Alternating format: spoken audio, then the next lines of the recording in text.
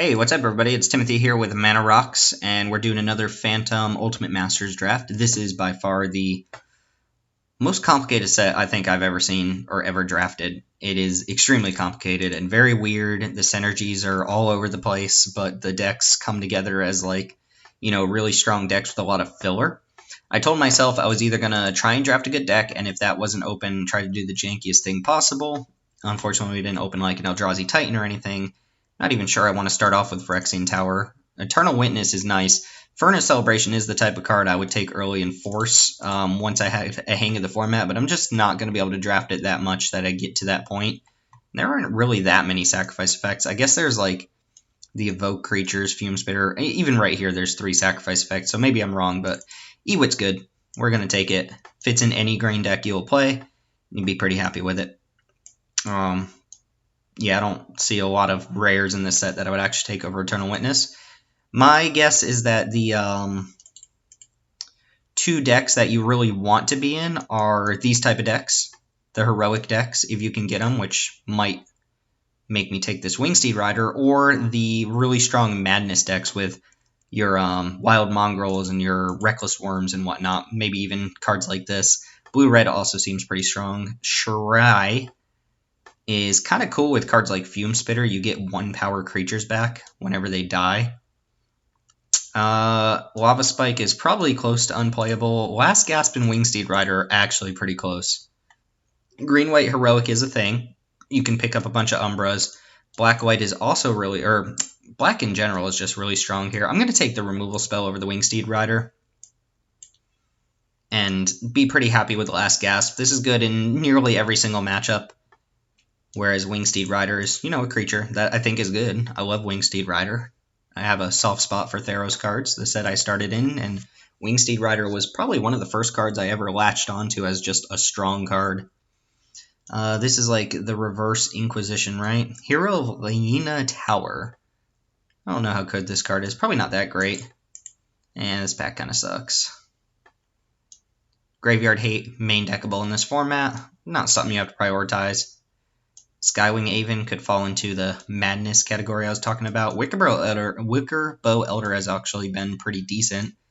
Gurmag Angler's fine. Might just take Hero here. If the Heroic thing's going to be open, I'm going to take it. I just don't think Hero of Laina Tower is very good, but neither is the rest of this pack here. So Hero it is, I guess. Engineered Explosives, probably not amazing here. There's Mark of the Vampire, which could fit a heroic theme if you're green-black. I've played that before. Boar Umbra is also pretty good. It's actually pretty close. I think Mark of the Vampire might be better than Boar Umbra. Maybe not. Totem Armor is really good. I'm going to take the Boar Umbra. Plus, I might not even be black. Although black's looking pretty open here. Dark Dablin, another target spell.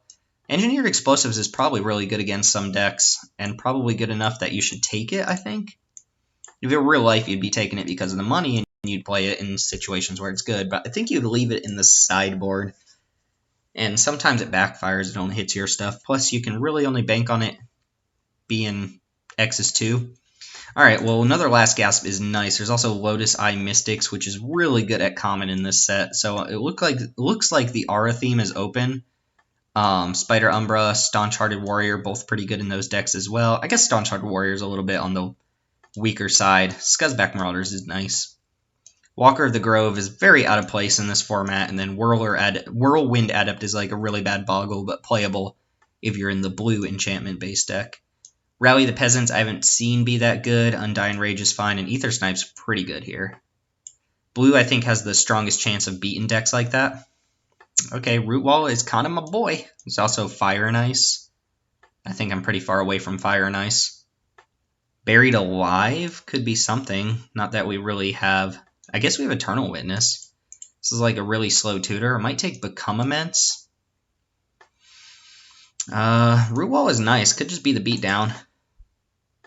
If I find any discard outlets, I'll really wish I had the Root Wall. Yeah, let's go ahead and take that. Root Wall is good. Fulminator Mage. Not great. Still seeing quite a bit of black. Death Denied is a card I like, but I'll take Hootie Mandrills. I like this card quite a bit as well. Pulse of Marasa is also a card I rather enjoy. Fun little note: this can actually target cards in your opponent's graveyard and put them back into put them back in their hand and gain you 6 life, which I've had actually be relevant. Not looking bad here. I don't necessarily have to be black, and I don't even think this hero card is very good, but last gasps are nice, and my card quality outside of hero is decent. Ooh, Goryo's Vengeance could be sweet. Not that we have any legendaries yet, but this could set me up to do something fun and janky, which is kind of what I want to be doing. Plus, we might wheel the Buried Alive. Don't think Bloodflow Connoisseur is nice, even though this would have been great if we had taken Furnace Celebration, which, again, might wheel. A couple white cards here, and also Shield and Plaques, which could be decent on like one creature. Alright, I'm going to take the Goryo's Vengeance that clearly doesn't do anything. Phyrexian Tower, huh? I don't know how good Phyrexian Tower is. The Furnace Celebration is gone. Take Fume Spitter or Hooting Mandrills. Fume Spitter's pretty good with Hooting Mandrills, ironically. Yeah, I'll take Fume Spitter. Some decks that this is good against. Also pretty good against Persist creatures, since you can go ahead and put a -1 counter on them, and then they'll no longer persist. So you can shut off like a Kitchen Finks or Scuzzback Marauders from coming back with that ability. Not, super relevant, but there are a decent number of Persist creatures in the format that has come up. Not that I've done too many drafts here. I've drafted, 4 times with this set to minor success. I did win a pod at my FNM and won a Masterpiece Engineered Explosives, which was super sweet. Looks beautiful. But not a thing here. Alright, Shirai, actually. This is... Let me just read this, because I don't 100% know. Whenever a creature with power 1 or less is put into your graveyard from the battlefield, you may return that card to the battlefield at the beginning of the next end step if Shirai is still on the battlefield. So it has to be specifically 1 power. It works with 3 of our creatures here. I wonder if it works if you, pump a Root Wall and it dies. I don't think it would.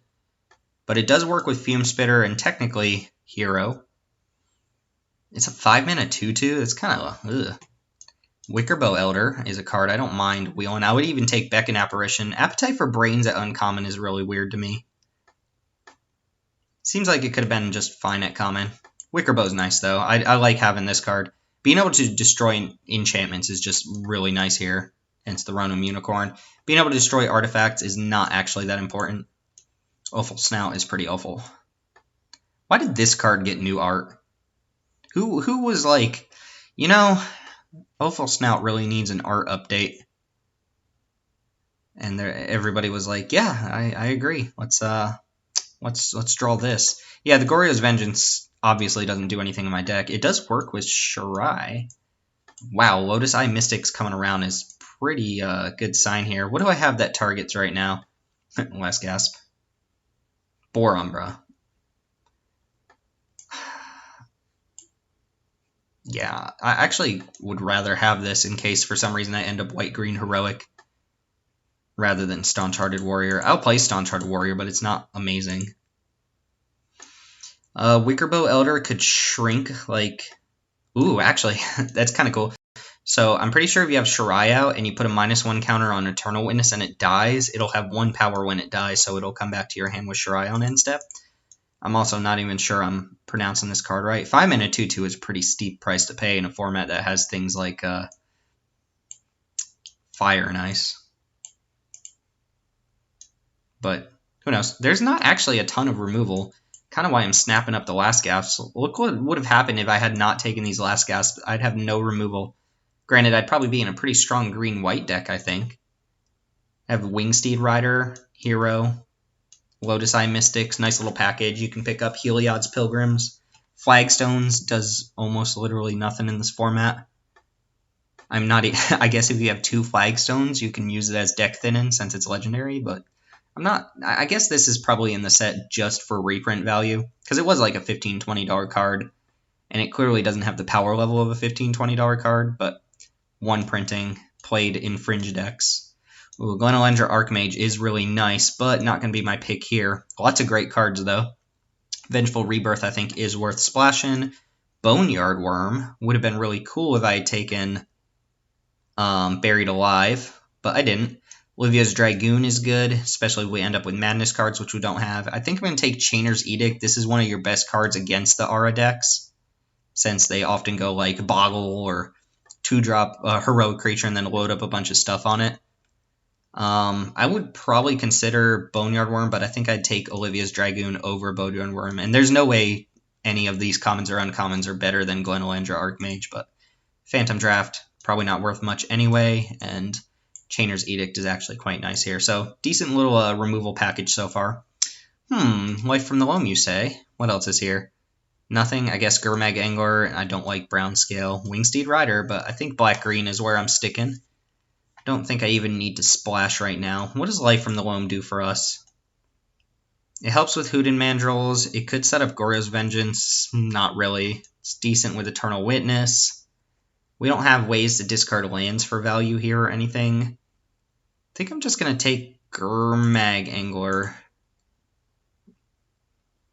Yeah, Gurmag Angler is kind of a non-bow with like Eternal Witness and Shirai, but not so much so that we have to be worried about taking it. I could see Pulse, Life from the Loam. I don't think Dredge 3 is just going to matter that much, and just getting the lands back isn't super important. So, yeah, I'll take Gurmag Angler, just have another top-end threat. Ooh, Stinger Fling Spider, or Sting Flinger Spider, whatever. No, it is Stinger Fling. Dumb name. This just comes down and destroys a flyer. Pretty decent main deck card. Kind of weird that it's in the set, just kind of a random creature. Safe Hold Elite, also pretty good, but I do not mind the Stinger Fling Spider against some of the flyer-based decks. Being able to come down and pop a Wingsteed Rider is nice, even though they often have a totem armor on it. So even if this comes down and says destroy target Aura, I mean, that's something, right? Plus, people play Flight of Fancy in the blue decks pretty often, so this can come down and destroy whatever they put that on. It's uncommon for a reason. This card's pretty good. Kind of weird name. I'll probably say Stingflinger, but it is Stinger Fling because, you know, it flings its stinger. Very aptly named. The juiciest prey is that which grows lazy, thinking itself beyond the reach of danger. Sure. Zombie fish. Alright. What are we looking for? More removal. Hopefully not playing this unless we find like more really high quality Umbras. Sometimes you go 1-drop Boar Umbra. It's pretty good. Alright, Olivia's Dragoon. Nice one. Also Penumbra Worm. We don't have any ramp though, do we? Penumbra Worm is a real card. 7 mana 6/6 trample. When it dies, you make a 6/6 trample token. Basically replaces itself with another one of itself. But with no ramp, I'm not sure that's right. Olivia's Dragoon could be good with Baskin Rootwalla. Not really a combo with Eternal Witness. Could be good with Hooden Mandrills and Gurmag Angler. I think I'm just going to take the Dragoon over another big creature here. Also, if we pick up any other Madness cards, this will be pretty good. Alright, I like Prey Upon. I've got some big creatures here. Prey Upon seems nice. Ulamog's Crusher. Oh, that could be a thing. Probably not. Ulamog's Crusher is nice, but I like having the Prey Upon. Decent with Hero Lena Tower. You pay 1 green and then you dump the rest of your mana to put counters on this, and you're probably going to win that fight. Wild Hunger's also really strong, but I really only like it if you're in red-green. +3/+1 in Trample, being able to do that twice is very nice. The rest of this pack is whatever. Ether Snipe's good. Seize the Day is kind of awkward. Prey Upon's good. Good with most of my bigger creatures. Good with whatever I stick Boar Umbra on. Good with the hero. Even decent with Baskin Rootwalla. Decent with oh no, never mind. Olivia's Dragoon does not get +1/+1 like Wild Mongrel. That's the card I really want. That might be the best common in the entire set. Wild Mongrel. Just absurd. It enables so many strategies. It just destroys your opponent and kills them out of nowhere sometimes. Not going to take the second Shirai. Not even sure I want the first one. Might take Beckon Apparition. I don't want Shed Weakness, and I wouldn't mind Pulse, but we're probably going to wheel one. So I will take the thing that is potential Graveyard Hate. Could be a dead card, but not likely. You can exile your own cards to make it work. Get a Spirit. Stick a Boar Umbra on the Spirit. Whenever the Spirit dies, put that token back in your hand. Or whatever. I don't know. Right now, my only combo with Shirai, I think, is Fume Spitter. Yeah, I mean, that's a real combo. Like, Fume Spitter, Eternal Witness, get both of them back to the battlefield. They just kill this before the end step. What a weird card. This used to be a rare, I'm pretty sure. Yeah. Heapdaw, this is bad graveyard hate. I kind of like Slum Reaper. Vessel is also decent. This would be a good ramp card. I'd want it a lot more if I'd taken Ulamog's Crusher. And I like Scuzzback Marauders, but Slum Reaper is decent. We have a couple low-end creatures we don't mind sacrificing. It's kind of another Chainer's Edict effect. We'll take it out against decks that can make a bunch of tokens or just aren't really good. But I find that you do want to be prepared for the Totem Armor deck, right? Because people do go in on that. Take another Wicker Bow here. Songs of the Damned is pretty ambitious. This type of card where there's probably cool things, but you just don't get to draft a set like this enough to actually find the decks where this is decent. And it's uncommon, so you don't even get it half the time you're in those decks. Shred Freak, I think, sucks, but might not play 2 main board Wickerbow Elders, but we will have our grounds covered against enchantments. Not really any artifacts you're super scared of in this set. A couple that you would probably bring in the Elder for, but not any that you're really dying to destroy here. Same reason that Ingot Chewer isn't particularly good in this set. You're just not going to use your Wickerbow Elder to kill your opponent's Cathodian or something like that. I mean, you would. That's actually decent. But like their Heapdaw or something along those lines, just kind of whatever. Mana Vault, by the time they've already gotten their use out of Mana Vault.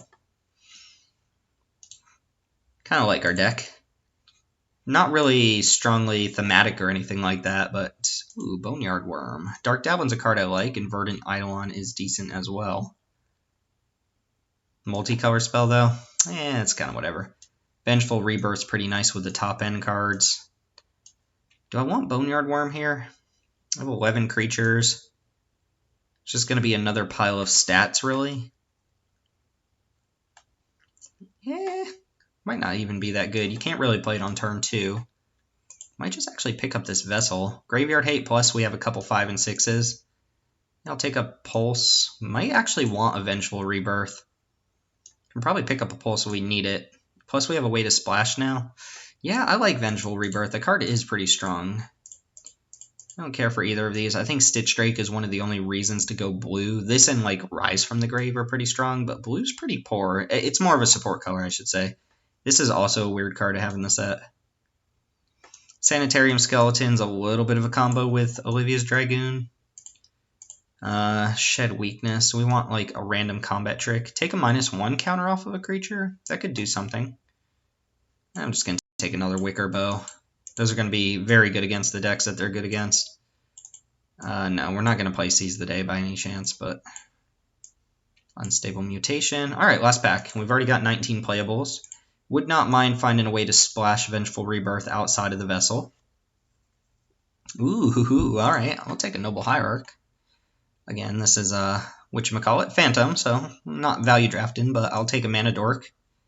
Perhaps the best Mana Dork one could ask for. Doesn't help us splash the Rebirth. Doesn't help us cast our black cards, but does get us to 3s and 4s. Plus Exalted is reasonable. There's not really anything else in this pack I'm super excited about. I would consider Grave Scrabbler, but that card gets way worse when you don't have a lot of discard outlets, and I think I only have the one. Noble Hierarch does work with Shirai. There's the Seismic Assault to go with the, what's it called? Life from the Loam. This pack sucks. I think Golgari Thug is a trap. You can just never cast this card. Also, we're not really looking to fill up our graveyard too much. If you cast the card and it dies, you're forced to put a creature back on top of your library, and sometimes that's a huge disadvantage. I would take Brown Scale over it. I'm not sure I want Brown Scale. I guess if I somehow end up with 1 or 2 more discard outlets, I wouldn't mind Grave Scrabbler here, so wouldn't mind if I could play Meringue River Prowler or whatever it's called, but don't think I can. Phyrexian Altar, sack a creature, make a mana. Alright, well, this pack is not going particularly well for us, but Terramorphic Expanse is fine. It fills up the graveyard for Delve. It can fetch the red source. Yeah, I'm fine taking that. I don't really want Dakmor Salvage. I wouldn't mind Dark Dabbling, but I'll take the Terramorphic. Getting kind of cut this pack, aren't we? It's kind of weird considering how open green and black was. Death Denied, fine. Death Denied, again, not a combo with our Delve creatures. White's looking pretty open here. Don't want a 4th Wickerbow Elder. I think that's probably pushing it. See, if this were real life, I'd just take the Lava Spike or the Hyena Umbra, because they're worth, like, a dime. Alright, Death Denied can get in the deck. Conflagrate is very nice. Prismatic Lens is another ramp card that can help us splash. Scuzzback Marauders would be another decent card. Why is Mer's Servitor in this set? You're just never going in on that, and even if you do, you probably get, like, 2, maybe 3 if you're super lucky. Between Prismatic Lens, Vessel, and Noble, I really wish I had that Ulamog's Crusher now. Oh, Root Walla. This is a little bit spread out, isn't it? You cannot loop Vengeful Rebirths with each other because they exile themselves. So my question, Root Waller, Fume Spitter, or Slum Reaper? Iridescent Drake's kind of a cool card. Thermal Alchemist is kind of nuts in this set.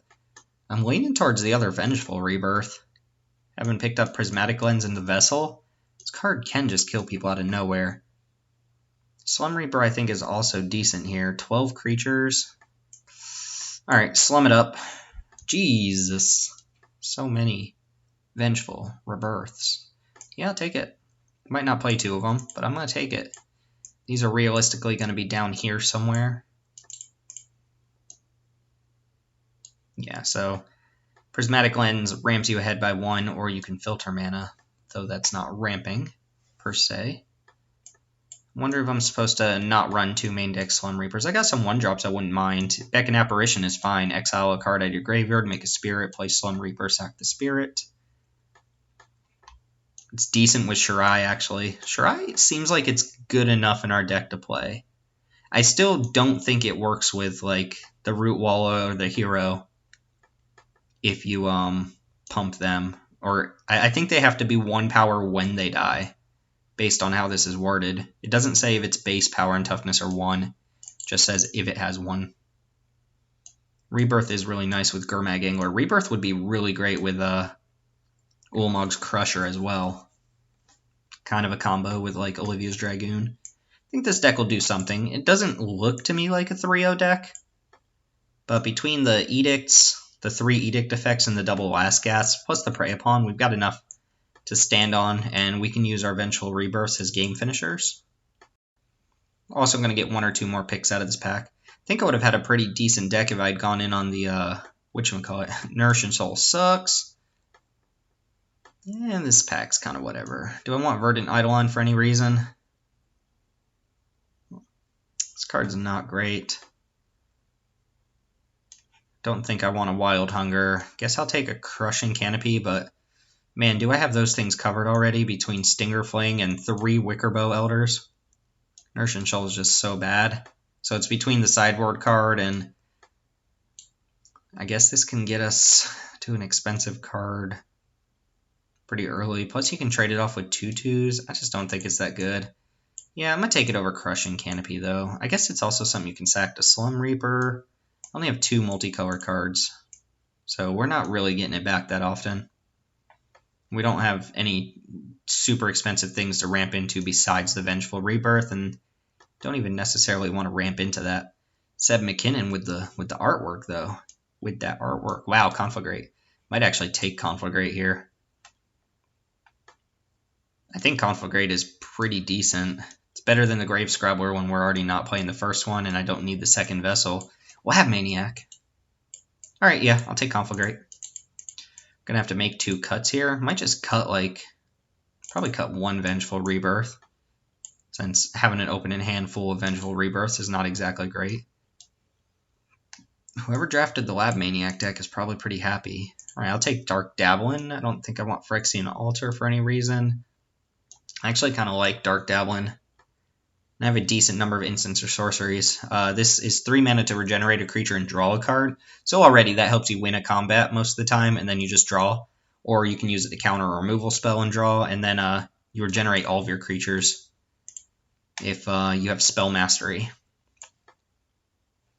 I don't even know what this does. Whenever a player discards a card, you may pay white to make a spirit. Appetite for Brains? I'm sure there's some deck where that's really good. I guess, yeah, if you're just looting or discarding naturally. Use it with your Olivia's Dragoon. Discard 3 cards, pay 3 white, make 3 spirits. That seems pretty strong.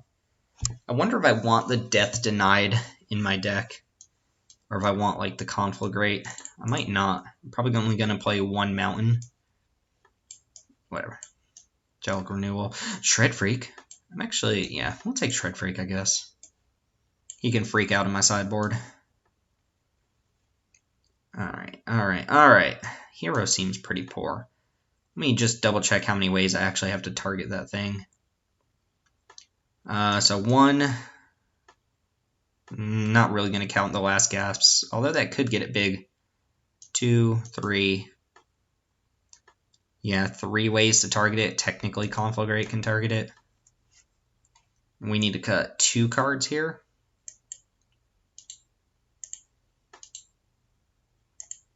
Alright, I might cut the Beckon Apparition. And then just bring it in against decks where sideboarding is good. Or where Graveyard Hate is good. And I might just cut the Hero. I think my Prey Upon's good enough without him. I think I have plenty of targets for Boar Umbra.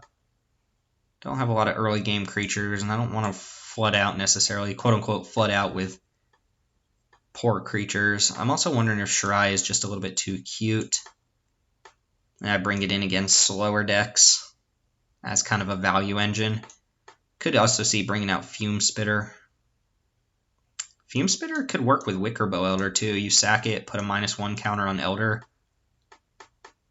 and then destroy another enchantment, so that turns Fume Spitter into a Naturalize. Might not want Conflagrate here. That could be a little bit too cute, especially since I only want to run 1 Mountain. The upside on this is really the flashback, not necessarily casting it. So I think this is going to be my deck. Death Denied might not be very good here either with the Delve cards and whatnot. I think I'm actually going to go down Death Denied. And then bring in, like, one of the Elders. Sure. This seems fine. Again, this does not seem like a game-winning 3-0 destroy everybody type deck, but it's got decent mainboard options against a lot of the decks you're going to run into. Between the Edict effects, just decent removal in the early game. It's got some ramp to get these big creatures out, and it's got some beaters. Plus, Eventual Rebirth can, sometimes just dome the opponent for 6 or 7. This could also be used as creature removal, so it's nice. A little 2-for-1 there. And yeah, we'll see if we can make this deck tick. Guess we need to put lands in, right? Yeah, it's pretty easy. 8-8-1. I guess it's not easy. 8-8-1. Plains? What? Oh, for Beckon Apparition. Okay, yeah, I see why. I see what you did there. Terramorphic. So I don't think 7 green is quite where I want to be. It's actually pretty close. Terramorphic Expanse. I do have 2 1-drops I want to play on turn 2, and Fume Spitter doesn't necessarily have to be played on turn 2 or turn 1. I just have more black cards though, so I probably want more swamps. This is actually 9 green sources, 8 green sources with Terramorphic. 8, 9. And then the Vessel helps as well. I think this is fine. I've got 3 mana fixers here. So even if I don't get to cast Noble on turn 1, which is, we know that's going to happen. We're going to draw Noble in like all swamps. Or it's specifically going to be like the Mountain. Punish us for splashing every time. But here's our deck. Let's see if we can make it work. Kind of got some weird things going for it. A little bit loose, but like I said at the beginning of the video, that's how these decks turn out. This set is very weird in that you get a bunch of kind of minor synergies, and then you kind of have fluff and filler in between, cards that you're not super excited about and cards that just kind of do their own thing. So let's see if we can do our own thing in these matches. See you in round 1. And here we are against Super Harry Bros. Okay. This hand has all of the ramp and none of the payoff. If we draw one of the Delve cards, it's pretty good, and we can get that out pretty early. And we can just naturally cast a lot of our cards here. I think I'm going to keep this on account of the last gasp, but if this was just like another land or another kind of do-nothing card, probably pass it. Or mull it. Okay. Well, that doesn't do anything right now, but I can fetch up the mountain here. Terramorphic even helps with Delve as well. Hopefully my opponent just plays a 1 toughness creature. I can Fume Spitter it. Or they play nothing. I'm okay with that. Still at the point in this format where I just don't quite know 100% what to expect. Yeah, we're just going to play Prismatic Lens here. And pass it back.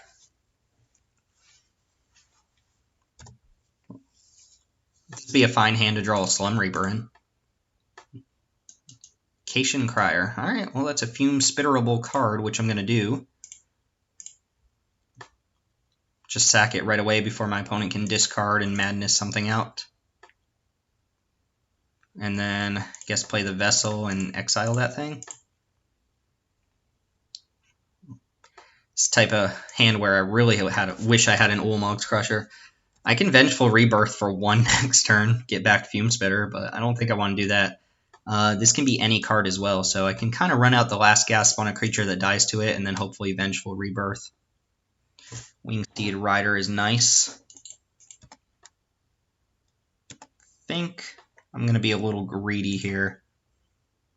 Oh, Hooded Mandrills is pretty good, though. So yeah, I have the option to be greedy, or I could just kind of last gasp this right now.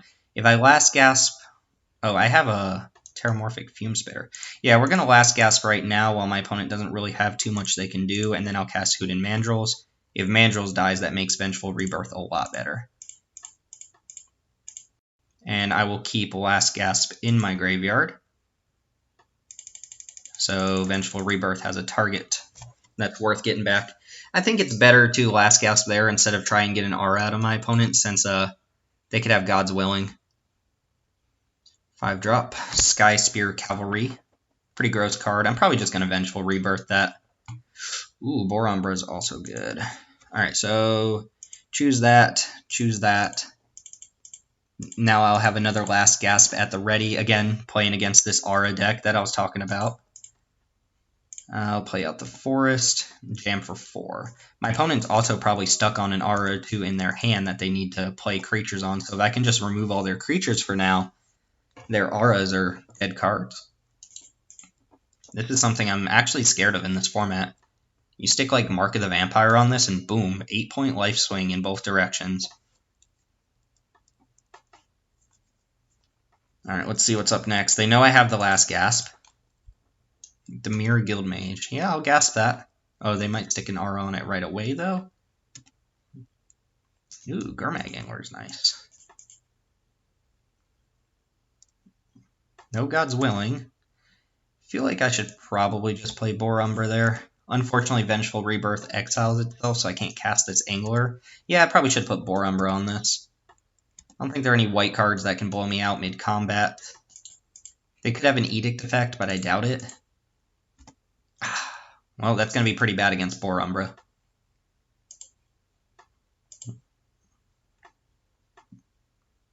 And another 5-drop. Mammoth Umbra. Okay. You have a 4/5 Vigilance. I'm going to have a 7/7 Trampler. Ooh, Eternal Witness. Only gets back Last Gasp right now, but that's fine. Still want to beat my opponent down here.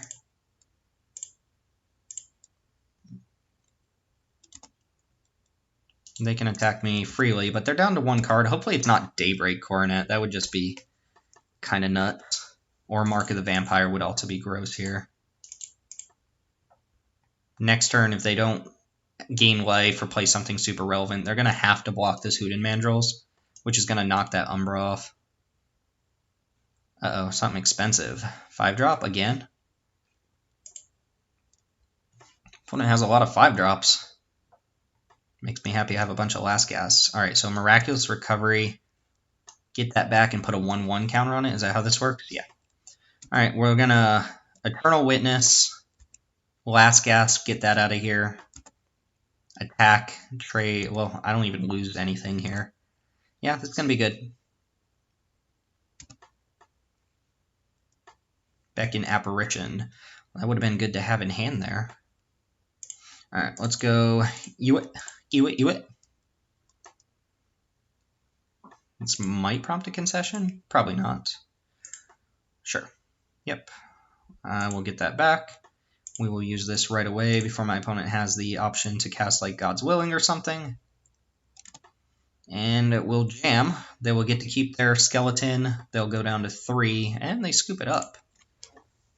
Last gasp. Cast it 3 times. Didn't even have to show them the second copy.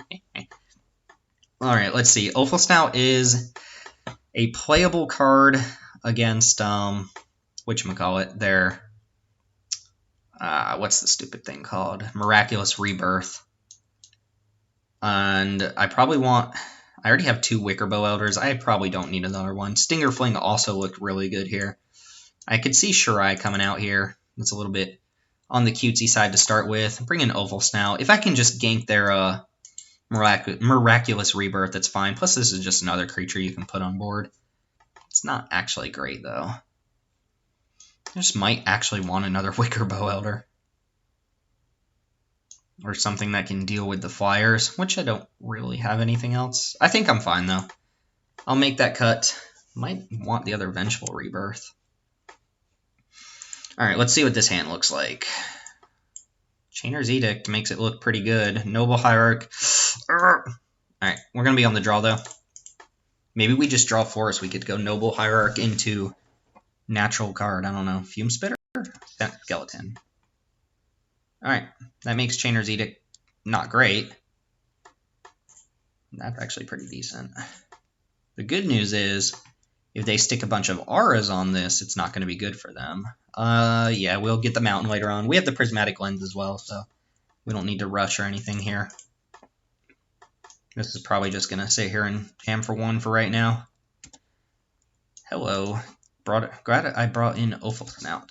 That means they might have some sort of janky creature worth reanimating. So if you don't know, Apprentice Necromancer lets you sacrifice itself, and you get back a creature from your graveyard onto the battlefield. Gains haste, but you lose that creature end of turn, so it's a one-shot reanimation effect. It's good, but it's not, like, super good. What am I playing this turn? I could play Prismatic Lens. Either way, I'm playing a ramp spell here, right?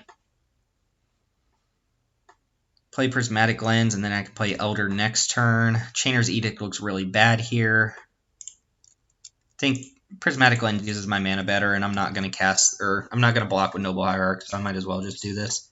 See my opponent, like, discards Ulamog, reanimates Ulamog, and puts me out of game 2. That's the thing that can happen in this format. Nope, I just jam it with Necromancer.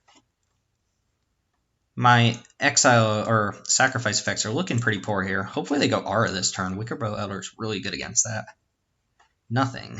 Okay. I don't mind nothing.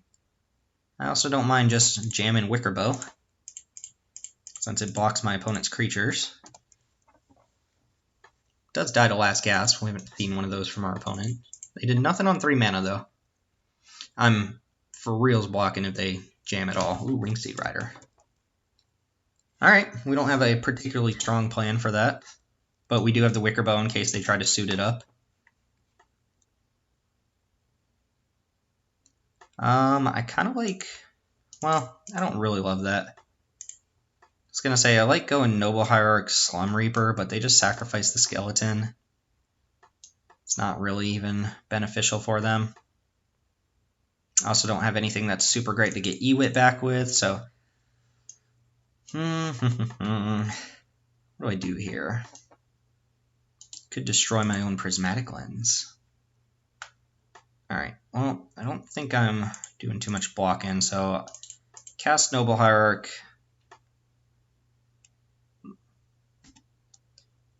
Attack with Wickerbow Elder for 4. Might play Slum Reaper here, because they're probably going to use their turn to play out the board, not just recast Skeleton. Oh, I like that a lot, actually. That's great. So now they lose their Apprentice Necromancer. I'll sack my Noble Hierarch. Noble's fine to get rid of here. Giant Fleshbag Marauder. Sack Noble. Even got the extra 1 damage on that skeleton. Them blocking there was really nice for me. Since now they just go... They're probably not going to put auras on this.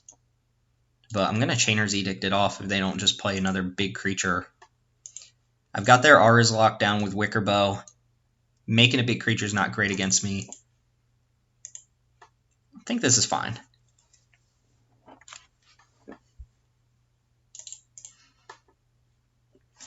Actually close to just flashing this back. Alright, let's see if they just get Skeleton back this turn.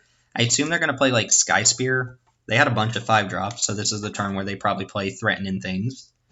Yep. Double Strike is nice. That's actually super nice.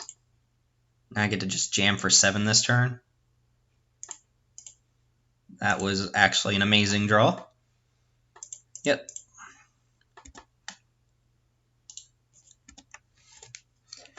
Had I not drawn this, I'd just drawn, say, a land. What I'd probably do here is play Chainer's Edict. They would sack Wingsteed and keep this around, and then play Eternal Witness, get back Chainer's Edict.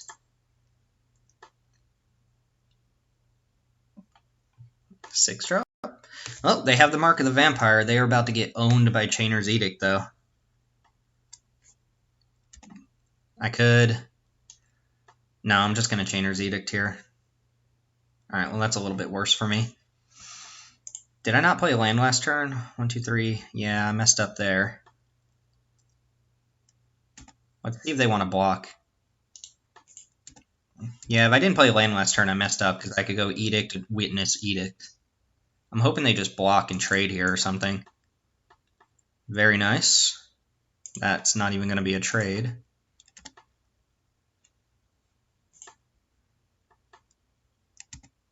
Yeah, I should have just done that anyway. They're empty-handed.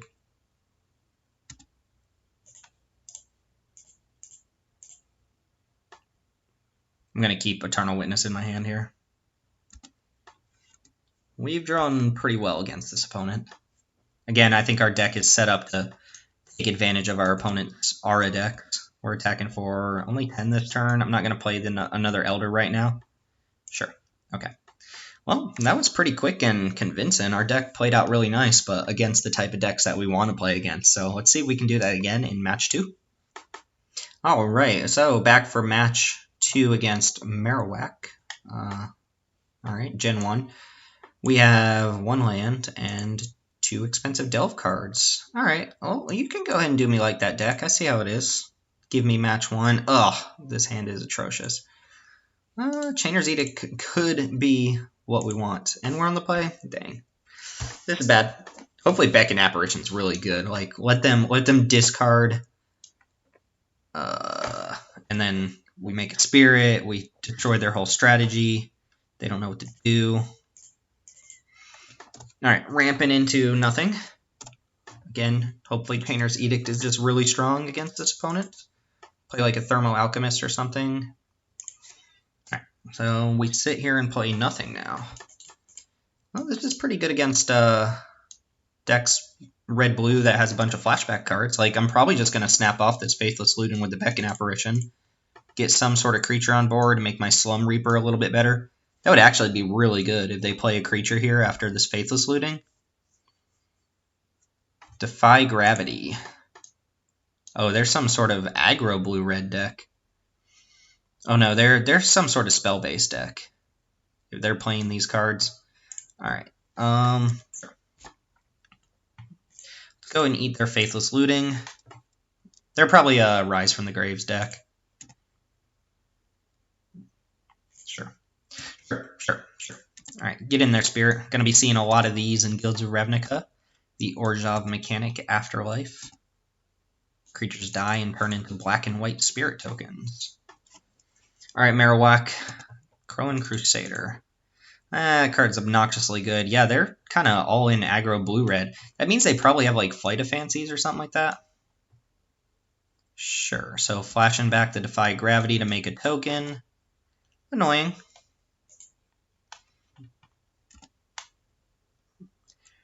Probably gonna have to trade my Spirit for one of their 1/1s with Slum Reaper. It's really gross.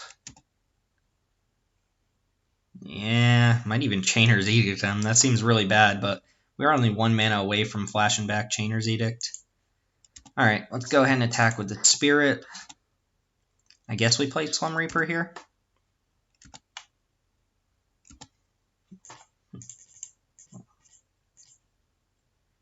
I don't love it, but we're going to do it. And Chainer's Edict's not really going to get better if they make more than one token, so as much as I hate it, I'm going to go ahead and take it out. They could possibly make a token in response there.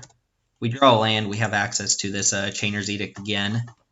They don't have much going on right now, neither do we. I'm going to hold the land in hand, though. See if they end of turn, like, think twice or something. No, just no spells. Nightbird's Clutch is pretty bad, but when you have heroic creatures, it gets a little bit better. Just lets you double target heroic creatures. Opponent has 5 cards in hand. Ooh, I like the Wickerbow Elder. I also like that my opponent's not doing anything about me attacking for 4. Oh, now they are. They're going to fire. Oh, Fiery Temper. Okay. I'd rather them do that on Slum Reaper, I think, than Wickerbow, even though I don't think Wickerbow is going to be great. So let's tap like this. If my opponent has another Fiery Temper, I can actually...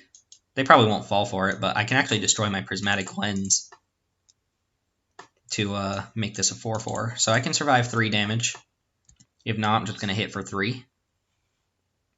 Olivia's Dragoon is a decent draw. Incentive to keep this land in hand, even though I'm really keeping it in hand because I don't want my opponent to know I can't Chainer's Edict them. Opponent's at 11. A million cards in hand. I don't think there's sweepers. There's Rolling Tembler, but that's not even that great. Definitely playing the Dragoon regardless of what they could have here. They have a counterspell, so be it. Good thing I got rid of that. Whatchamacallit? What is this thing called? Faithless Looting. Alright, another Fiery Temper. They did go for it, so let's go ahead and pop our own Prismatic Lens. Make this a 4/4. Wow, double Fiery Temper. Pretty good.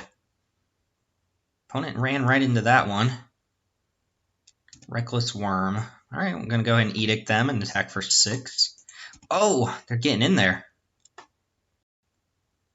Kind of smart if they expect that I'm going to be able to hit them back, right? Or they know I have the Edict, so might as well get the damage in while you can. This does put me down to 12, and they have access to the Reckless Charge. Seems like they're really light on creatures, though, so my last gasps and whatnot should be good. Oh, I sacked the, whatchamacallit? I sacked the Prismatic Lens. I can't Chainer's Edict. I think I'm supposed to attack them for 6. How likely am I to die? They have 7 on board. Can they do another 5 to me next turn? They have Nightbird's Clutches if they want to use that anyway, so yeah, I'm going to attack. And hope they don't have, like, 5 more damage in their hand. Yeah, it was not my smartest play. Alright, Thermo Alchemist into Reckless Charge would be kind of cool. Actually, that's pretty good for them. It gives them something to not lose to the Chainer's Edict. Could die to Nightbird's Clutches. Actually, might be dead to that next turn. Hooded Mandrills. Unfortunately, this takes my whole turn. Yeah, let's go ahead and Edict them. See if they get rid of this Thermo Alchemist or not.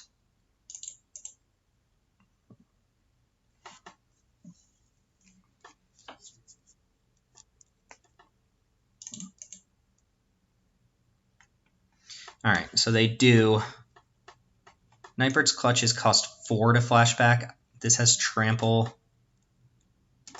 I think I'm supposed to just attack with Dragoon here. It's very unlikely they're going to be able to go flashback, flashback, and another spell. And I'm not dead to just, like, another Reckless Charge. He's a 3rd Fiery Temper. Can I be in your pod? Alright, so I'm expecting, like, Charge Clutches here or something like that. I'll Snap Block whatever I can. They have 2 in hand. And it looks like blue is not one of their primary colors. I've seen 1 blue card from them. But we've also only seen 3 creatures. I might be losing this game. In fact, I think I probably am. Yep. Here comes the Reckless Charge. Here comes the Nightbird's Clutches. I'm going to go down to 1. Hopefully I draw like another Slum Reaper. Oh, Undying Rage. So now I have to chump block. And I still go down to 5. Well, Slum Reaper off the top, please. One time. Nope. Alright, opponent got me on that one. They're very all in here, though. Maybe, I mean, if I was anticipating absolutely needing the Prismatic Lens and having to cast the Chainer's Edict, then I would not have done that. I would have just let this Elder die. But the fact that they got to sneak in that 7 damage really did it. Offal Snout seems good here. Well, as good as it can be. And that's probably about it. Wickerbow Elder is not good against Untamed Hunger, or whatever that card is called. I don't think I want anything else here. So what's really slow? I could have used one more removal spell that game. Fume Spitter seems pretty poor. Shirai is definitely a little bit on the weaker side. All right, let's try that again. They got us. Fair and square. I would like to play. Sure. I really like the Chainer's Edict here, even though it's bad against a Crow and Crusader. It's good against most of their creatures. I'll snap it off on basically the first thing I can. Unfortunately, I'll have to do my best to not Mandrills. The Vessel also has some game against them. Hopefully they don't go turn 1 Crusader, because I'd rather not Chainer's Edict that. I'd also rather not draw nothing, but you know how it goes. Opponent is going to blitz us out. Generator Servant. Yeah, it's going to get Edicted. Don't really want to face down a turn 3 Reckless Worm with haste. Vengeful Rebirth should be pretty good this game.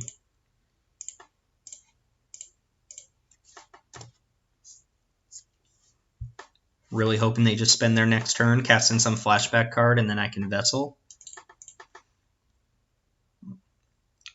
Sultai Skull Keeper. This mills 2.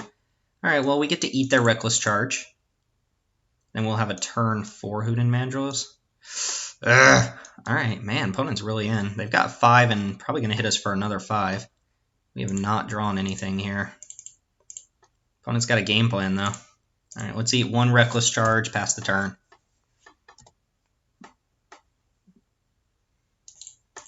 They can 10 us here. Mad Prophet, sure. Put us down to 11. Oh, no attack with Mad Prophet. They do have 3 Fiery Tempers, which is really bad for us.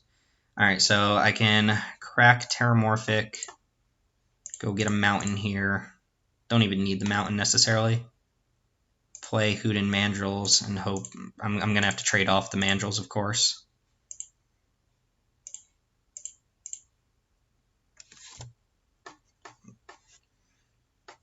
They could even double Fiery Temper it. I don't think we're going to win this game, boys. The fact that they milled over another Reckless Charge there was really nice. This card does deal a lot of damage. Alright, no matter what, if I get the chance, I'm probably blocking with this Mandrills. And then we'll see whether Chainer's Edict or Vengeful Rebirth is better. Alright, here comes Fiery Temper, and then into another Fiery Temper. I don't think my opponent wants to do that, but they might. That would get them in 2 damage this turn. Yeah, double Fiery Temper on Mandrills doesn't seem amazing. No attacks. Okay. So here, given that they didn't attack, do I just want to Chainer's Edict them again? I imagine they're going to go double Fiery Temper on Hoodin Mandrills. That's what I'm feeling here. I wonder... Because a second Chainer's Edict would be good, right? I think I just Vengeful Rebirth back Chainer's Edict, and then I have 2 more Edicts. Alright, yeah, let's do this. Let's go ahead and target Mad Prophet here. See what my opponent does in response.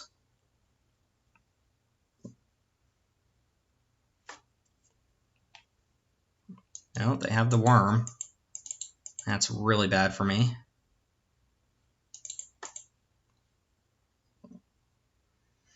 Yeah, that's super bad for me. Mad Prophet just dies, though. Alright, let's see if there's Reckless Charge, Thermo Alchemist. Not great for me, not great. Opponent has kept up pressure this whole game. Only drawn a handful of spells, unfortunately. I guess Fume Spit. Did I take Fume Spitter out? Maybe not. I don't know. Reckless Charge, Thermo Alchemist. Oh no, that just gives. Sure. Alright, so opponent putting me to the test. I think I pretty clearly trade here. This puts me down to 8, and then I'm dead to double Fiery Temper because of Alchemist. Could block here. It's just more damage next turn. Yeah, let's go ahead and trade for Worm. I don't even know what we're hoping to draw here. Last Gasp. Alright, Slum Reaper is something. But... And we've got their next creature covered. They use their Reckless Charge. Unfortunately, Slum Reaper's gonna have to sack itself.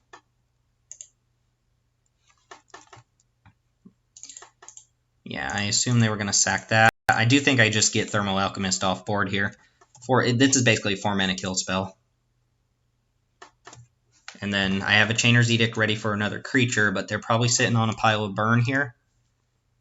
Faithless Ludin, discarding some number of Fiery Tempers is going to be extremely good for them. I don't think I have life gain in my deck at all. Yeah, we're not winning this one. I've done no damage to them. Oh, they didn't discard any Madness cards there, actually. Flashback Faithless Ludin? Okay. We do need to hit creatures pretty clearly here. Crusader. Alright, well, guess we're Chainer's Edict in a Crusader. Or do we Last Gasp that? I think it's better to Chainer's Edict here. Reason being that, well, I can more likely play Last Gasp plus another spell. As much as I hate using 7 mana to trade for 1, being able to play Last Gasp plus another spell in the same turn could be what I need to win a game like this. Offal Snout. Huh. They don't have any cards. I think I just play this.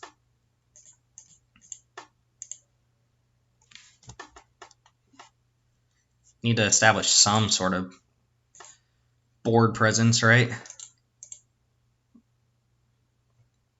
They didn't discard any Fiery Tempers to both of those Faithless Ludens, so they might not have any in their hand. Deranged Assistant. Okay, that's not too great here. It does dig them to flashback cards, though. We need a beater. We need Gurmag Angler or something. I like Wicker Bow. Do kind of the same thing we did last game, where we can destroy the vessel here. I can at least start attacking now. I don't think I'm supposed to Last Gasp the Ranged Assistant.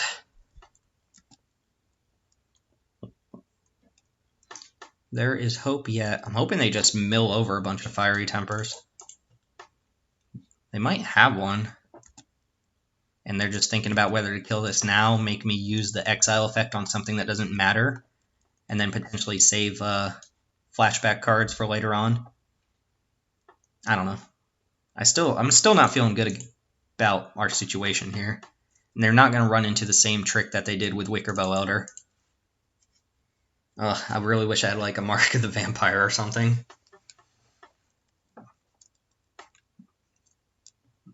Defy Gravity. Alright. Hopefully they use another spell on it. Undying Rage. There we go. That's what we need to win this game. 2 for 1 our opponent. 3 for 1 them, really. Now we're jamming for... I'm just going to make it 6. I don't need this vessel around anymore. Try to close up this game before my opponent can draw into too much. They've got the Defy Gravity, so they've got another way to just get past my creatures. I've got a 2-turn clock on them, though, but that seemed like a little bit of a desperation move. So they might not have too much else here. Flashback on this is blue. This is a really old card. Kind of a weird reprint, but I get it. Oh, Treasure Cruise. Ugh. Well, never mind. We might actually be losing this game again. Treasure Cruise will dig you out. Jeez, opponent's deck is decent. Like it's pretty cool. I like it. We need to draw. Jeez, how many lands have we drawn? All right, I'm not gonna play around haste creatures because I need to try and win the game, not prevent myself from losing the game.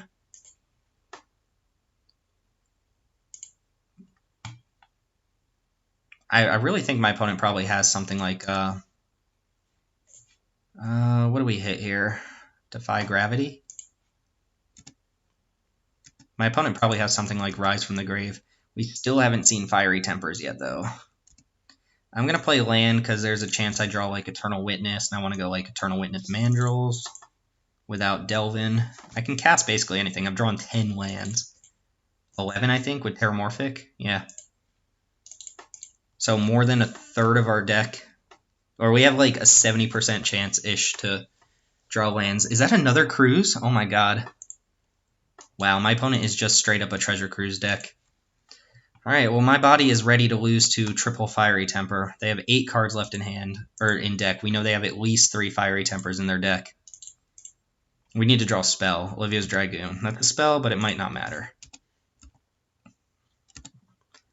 I'm feeling it. End of turn, Temper, Temper, and then on their turn, Temper. No, nothing? Nothing? Okay. What do you have then?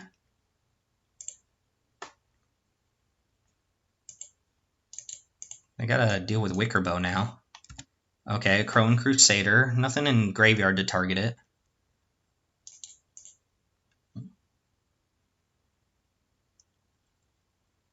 Nightbird's Clutches. Okay, that gives them 1 haste creature. They can flash back again to make another 1.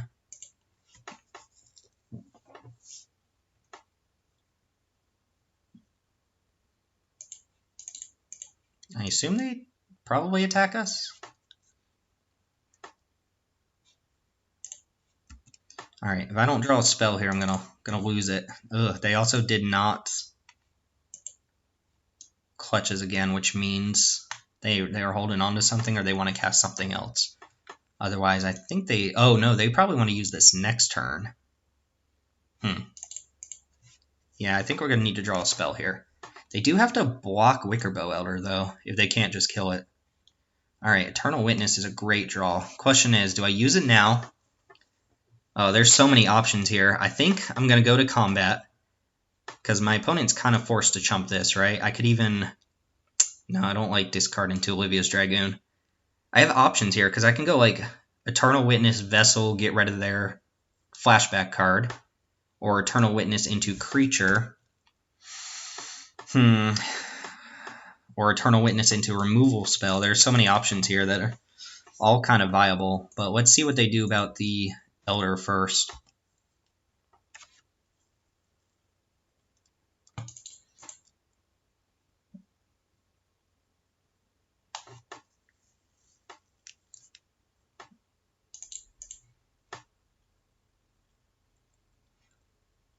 Yeah, this is tough. I still feel like I'm just going to die to a bunch of Fiery Tempers, but can't have it all.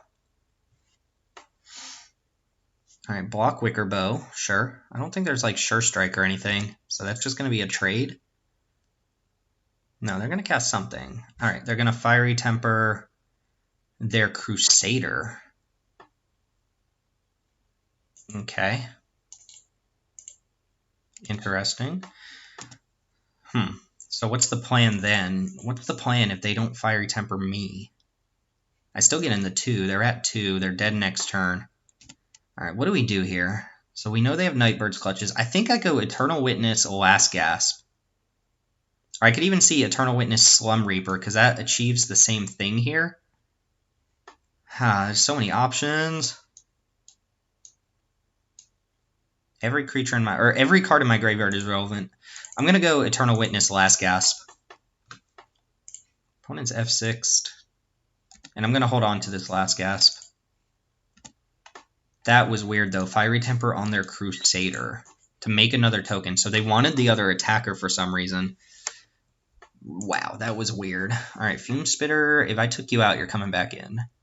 God, if we could assemble Fume Spitter plus Shirai, that'd be so good. But my opponent does have Fire and triple Fiery Temper, which just makes Shirai so bad. Conflagrate's probably decent. Actually, Conflagrate's probably pretty good against them. It kills most of their stuff except for Reckless Worm. They showed us double Sultai, Skullkeeper. I don't think I want Vengeful Rebirth. It's got decent removal as it is. So bring in the Conflagrate, take out maybe like the Prey Upon.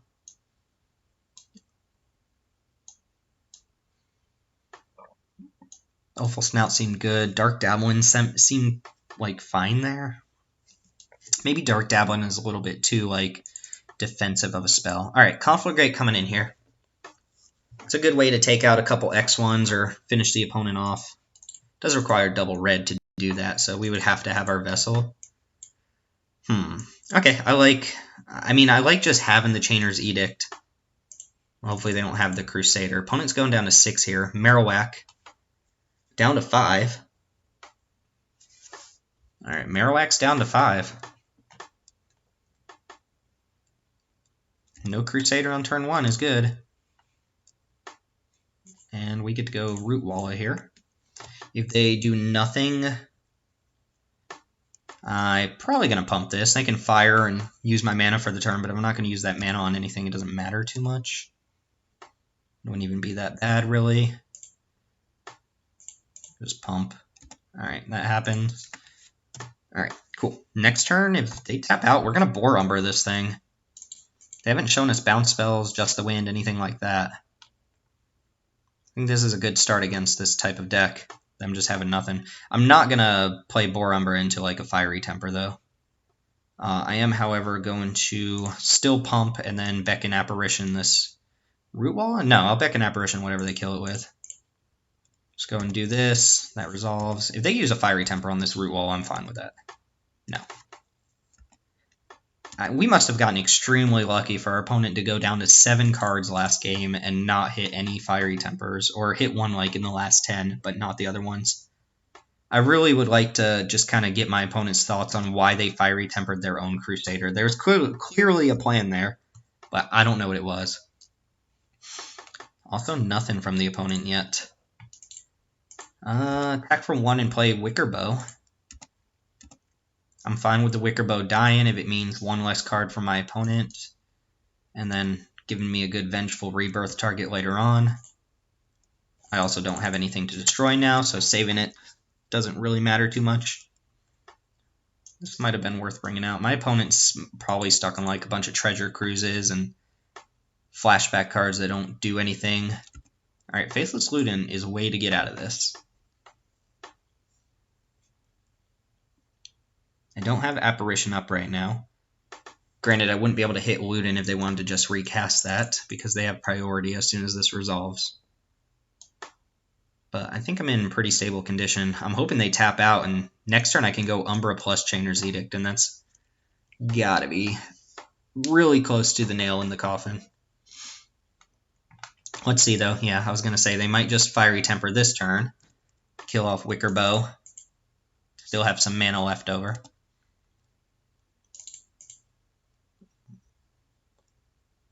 Alright, hopefully they tap out. I'd probably go Apparition, Chainer's Edict. They do not. So I think I'm just going to take away their ability to flash that back. Do I actually want to get the Reckless Charge? Yeah, I think I want to get the Reckless Charge.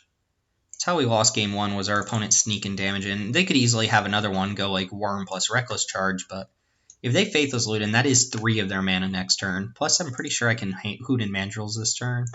Yeah. Alright, let's go ahead and root some Wallas, and then Hoot some Mandrills.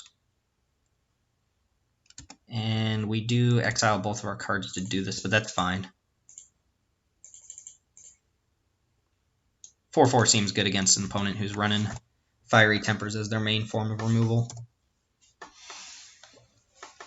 I also don't think they're in a position where they them doing like Reckless Worm into haste is really gonna change much. All right, they just casting an. Oh no, we hit Reckless Rage. We didn't hit Faithless Looting. So yeah, even though my opponent can kind of fill up their graveyard here, and you know, shape their hand a little bit better, even maybe Madness something out, they don't have mana for the Worm. And yeah, that's going to do it. I did not think we were going to win that match, but our opponent snuck in the win on match 1, or game 1, which was pretty impressive. But I do like the way our deck is playing out against these creature light decks. So hopefully we play another similar match and we can 3-0. That's going to do it for match 2 against Marowak. Sorry. Hope you find your mom. No, wait, that's Cubo. Anyway, whatever. Match 3. 3, 2, 1.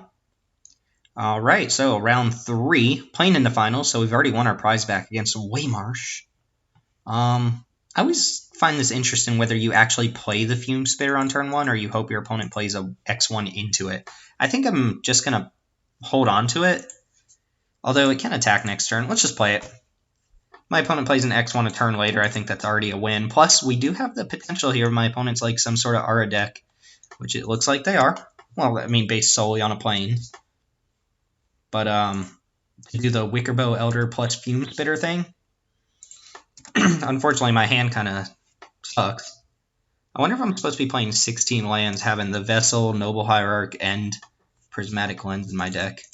Ooh, Terramorphic means probably no play. I'm assuming that doesn't tell us anything. Ooh, we got the combo! Oh, that's going to be sick if we actually get to do that. Destroy all of the auras and artifacts. All of them. Do you hear me? All of them.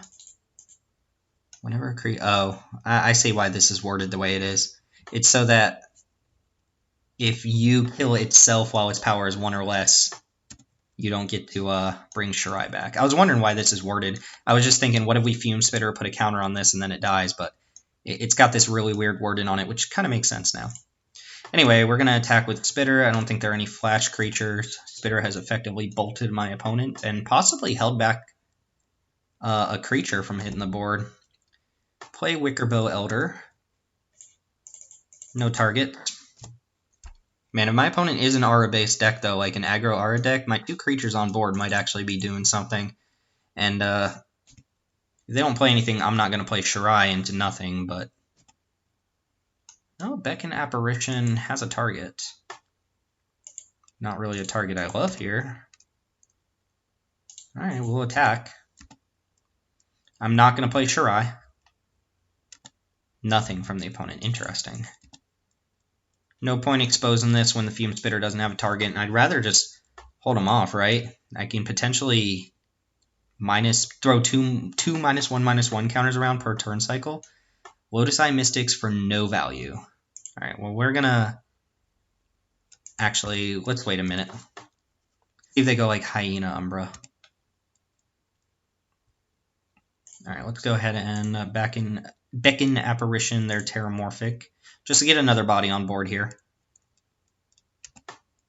And then...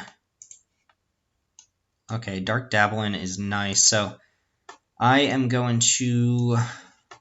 Do I want to offer the trade with Wickerbow? They could have God's Willing as basically the only thing I can think of that's really that good here. Even that wouldn't be, like, super crazy. I guess I can Dark Dabbling if they go to do that, right? I only have 1 spell in the graveyard. So let's attack. I assume they don't block. If they do, I don't mind using Dark Dabbling to trade for, like, a whatchamacallit. If they just do this, I'm going to Fume... Oh, I didn't play Shirai. Am I fine with just trading this off? Or would I rather cycle this? Oh, I didn't attack with the Spirit. What's wrong with me? No, I think this is fine. They probably want to get that Wickerbow off. Alright, we're going to play nothing, apparently. Something went wrong that turn. I don't know why I didn't play anything. I was going to play Shirai. I think I clicked 1 too many times. Alright, Wingsteed Rider, sure. Yeah, they wanted that trade to get this off board so they could put auras on this. That makes sense. Well, we messed up. That whole turn was messed up. I didn't play Shirai. I shouldn't have traded, and I didn't attack with the Spirit. I'm not sure why I did what I just did. All right, well, never get punished, I guess. And we get the Conviction here. No, they get to bounce that, but shaboom. I'm gonna sack the Spirit because I do have Shirai, which is really nice with the Fume Spitter. Yep, bounce Conviction. Sack the Horse. Yeah, these sack effects have been really good. Slum Reaper's not like an insane card or anything from like Gate Crash or Return to Ravnica or something. Just some obscure creature, but it's been pretty good. Also looks like a Phyrexian. Or Xenomorph or whatever. Tethmos High Priest. No targets for that to get back. Can only get converted mana cost 2 or less. So there's no point in them like really conviction in it. I should not have traded off Wickerbow. I should have used Dark Dabbling there because I assume the reason my opponent ran that out was to make that sort of trade. All right, this makes sense. So probably time I go Lens, Shirai, and I start shrinking this every turn.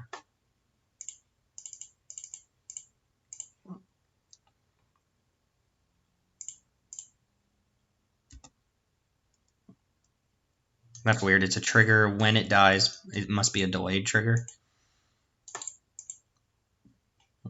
And I'll have to put a stop on my opponent's second main so I can sack the Fume Spitter again and then make sure it comes back on the end step at the beginning of the next end step. So yeah, I can do that twice per turn. I don't have an attack with Slum Reaper here. Actually, I could trade Slum Reaper plus the Fume Spitter, which I'll get back on end step to kill this.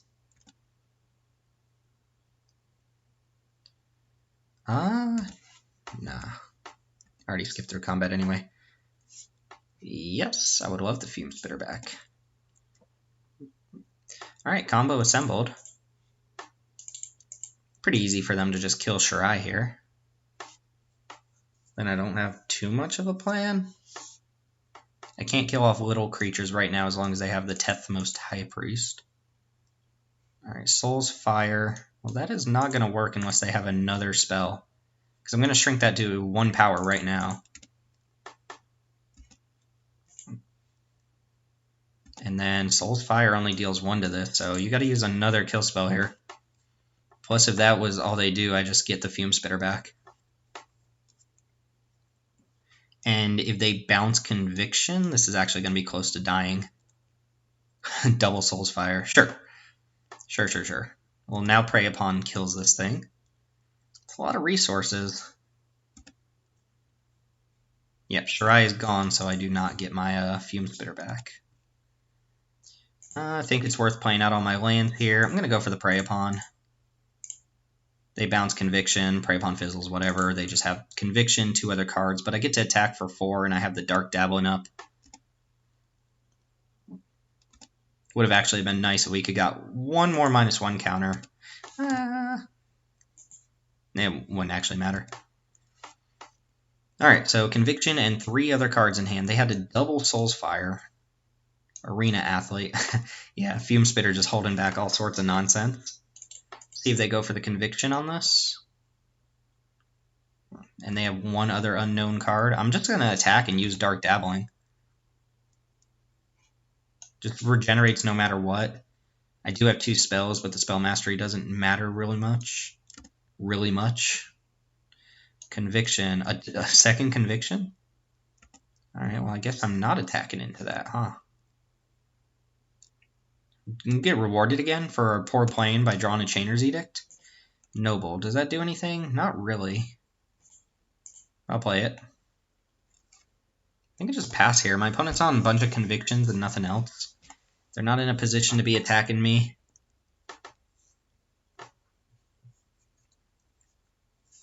Draw Wandering Champion off the top. This one loots when it attacks if you control a blue or red permanent. Okay. Fine by me. Does make Chainer's Edict a little bit worse.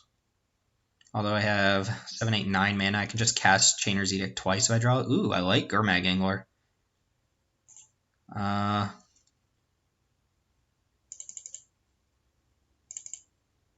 kind of telegraphing that I have something here by keeping up mana.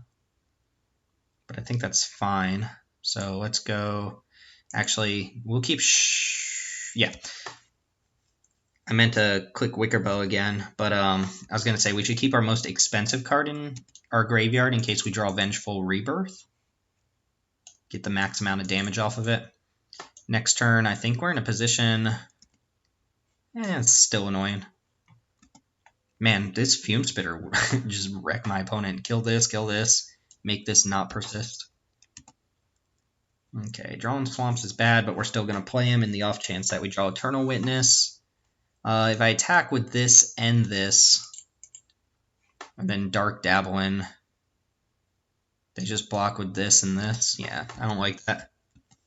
Might have to use Dark Dabbling defensively here. Although the Arena Athlete can make things unblockable, essentially. So I do need to draw more than what I'm drawing now to get through here.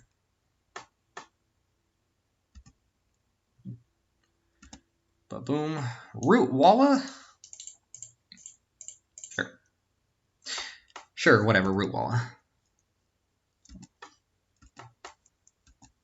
I guess that's something I'm fine sacrificing if I draw, like, another Slum Reaper. Chainer's Edict still be pretty good against them, although I'd trade for Safehold Elite. Fiend Hunter's annoying. It's going to get rid of Gurmag Angler, I assume. That's fine. Find removal for Fiend Hunter, it's okay. I wonder if they start going in on the convictions now. No. Or yes. Alright, well, we're gonna block and block. Still have Spell Mastery, so this will regenerate all of my creatures. They could have a spell in hand here.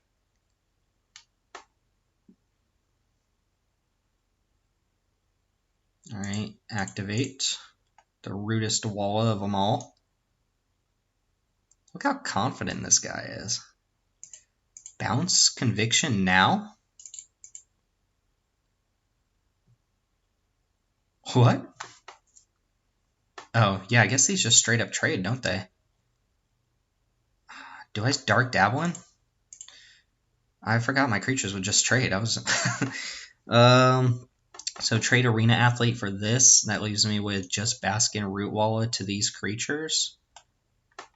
Huh. I think I Dark Dabbling now. This still target there to also regenerate each other creature. That's weird. Yeah, I think we cycle the Dark Dabbling. If I'm trading Dark Dabbling for this Arena Athlete, which is the scariest creature on my opponent's board, I think that's good. Ooh, and we drew the Edict, which is nice here.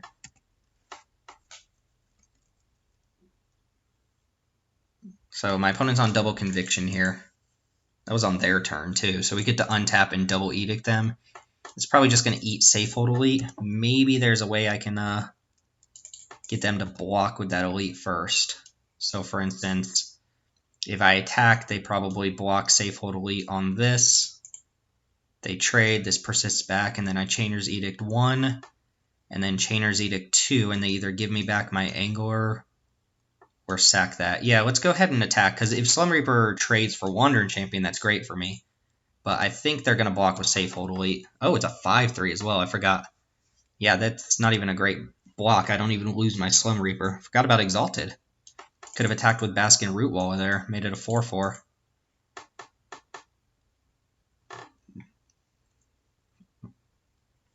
Could just take 5? You're not going to take 5.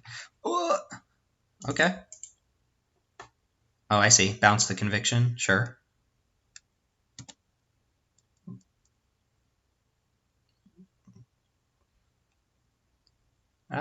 Yeah, that's fine. We lose the Slum Reaper there. So, question is, do I want to double Chainer's Edict them? Probably not. Just play Olivia's Dragoon here. It's a 3-turn clock.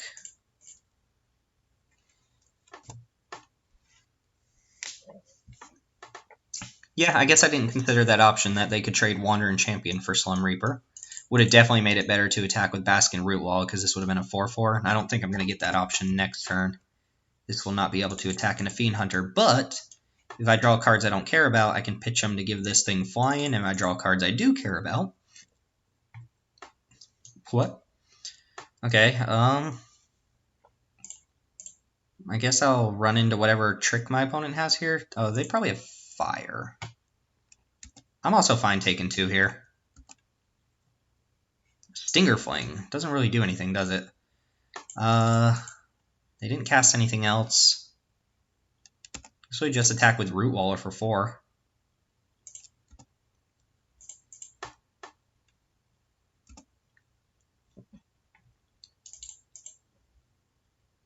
It's been a pretty decent game.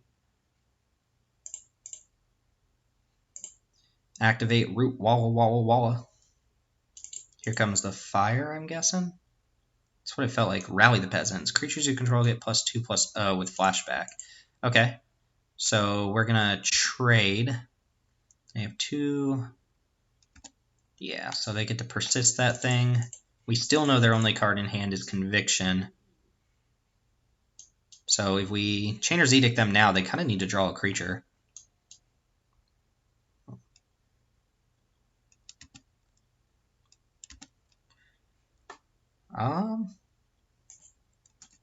Do I play Stinger Fling? I don't think I do. Is this a May ability, right? I don't have to kill my own Olivia's Dragoon if I gave it flying. Alright, let's go ahead and get this safe hold lead off board and just force my opponent to basically draw a creature next turn. Yeah. And I'm going to hold on to Stinger Fling. I could see losing this game if they drop like another Wingsteed Rider or the 2/2 double strike. Basically any flyer that can block a 3/3 flyer on my side. Alright, well they did in fact draw a creature. They're going to conviction it up. No reason not to. Probably going to start attacking with this. Again, if I'm in a position where the card I draw is just a land or something I don't care about, then I'll attack for 3 in the air. Discard that card. If not, I'll just play out my spells.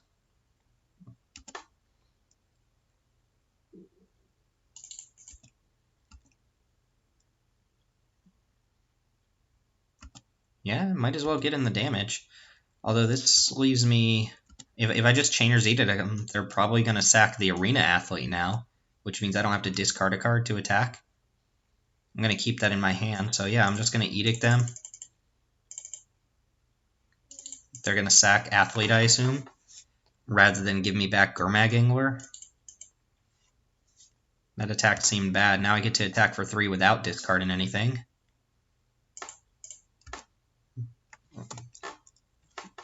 And I'm still just going to keep Stinger Fling in hand. Oh, they didn't bounce Conviction? What? What in the world? Oh, they probably let it resolve. Ooh, that's a card I don't like. It's actually not even that great. It's good with Rally the Peasants, but I'm going to kill them with Olivia's Dragoon before we get to that point. They should be attacking here at this point. Nope. Baka baka baka, untap. Draw my 27th land. Alright, bounce Conviction, put it here. Sure. Oh, Mountain. Alright, we'll play that. Oh, I should not have played that. Oh well. So, discard. And they're going to have a spicy top deck to... Actually, they could just draw a removal spell. But drawing a flyer doesn't do it because of the Stinger Fling Spider. Making creatures doesn't do it. Rally the Peasants isn't particularly good with their board. So I think they need to kill Olivia's Dragoon here. Should not have played that Mountain. I just showed my opponent I had red too. Oh well. So let's see. They've got a bunch of X1s. This was a long game, geez. Couple enchantments. Yeah, we only saw 2 enchantments, though. They were both convictions. We've got Last Gasp we didn't show them, which is really good against Fiend Hunter, as long as you don't do it in response. Conflagrate still seems really good against all the X1s. If you can take out a couple X1s with this, it's pretty good. Again, I'm wondering if I should be just down a land here on account of the Vessel, the Prismatic Lens, and the Noble Hierarch. But that seems greedy. I think our deck's been working fine. We've got use for a lot of mana, so I'm going to keep it as it is. Beckon Apparition does something. It's good against a couple of the cards they showed us. Edict is pretty good against them, I think. Prey Upon's probably not amazing. Wickerbow's decent. Try again is a little bit ambitious. It's great with the Fume Spitter, but by itself it's pretty poor. So I think that's going to be my cut. They've got Soul Spires and stuff. It's not like Try's just going to get them, right? How do we feel about this hand? I think it's fine. It's not good, but it's fine. Could use a... If this Root Wall was a Fume Spitter, it'd be a little bit better here. But it is poor Root Wall. Also awkward having both the Delve cards. This was something that came up in cons where Delve was like the Sultai mechanic, but you really only wanted like a handful of Delve cards in your deck because of situations like this. Changer's Edict off the top. Boar Umbra. Okay, well, let's race. So the fact that they can just target that with like a Conviction or something and make it so I can't block means pretty sure I should be attacking. Maybe we Boar Umbra next turn. Get ready for the Slum Reaper. Slum Reaper's not going to be great here, but if it sets us up for the Hooten Mandrills, I'm happy with that. They get kind of a free attack. That's one reason to keep this back, is to kind of make them use something or offer the block. Ooh, Wingseed Rider. Alright, this is going to be a tough game to win. Guess we just Boar Umbra here. Go in. They're going to hit us back for 4, probably like 6 or something like that. Maybe more.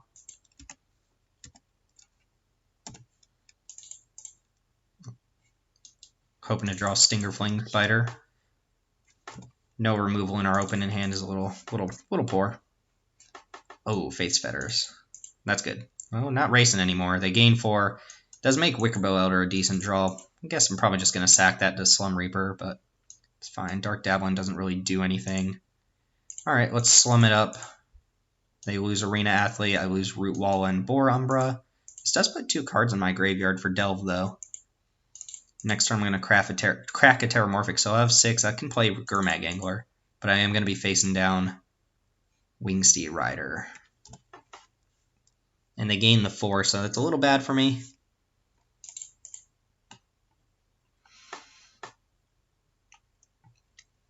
Draw another Slum Reaper. Lotus Eye. Getting back Faith Fetters. Youch. Alright. Lotus Eye Mystics, like I said during the draft, is a great card in this format.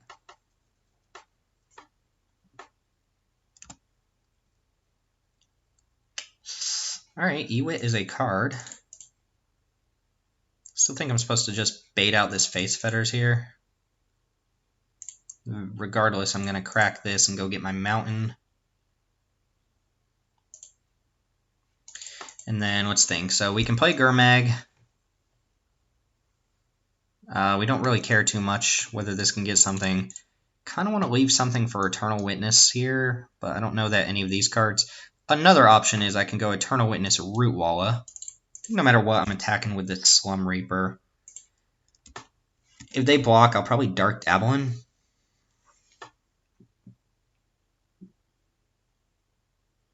Nope. And I kind of want to go like Eternal Witness plus Root Walla. Is that crazy?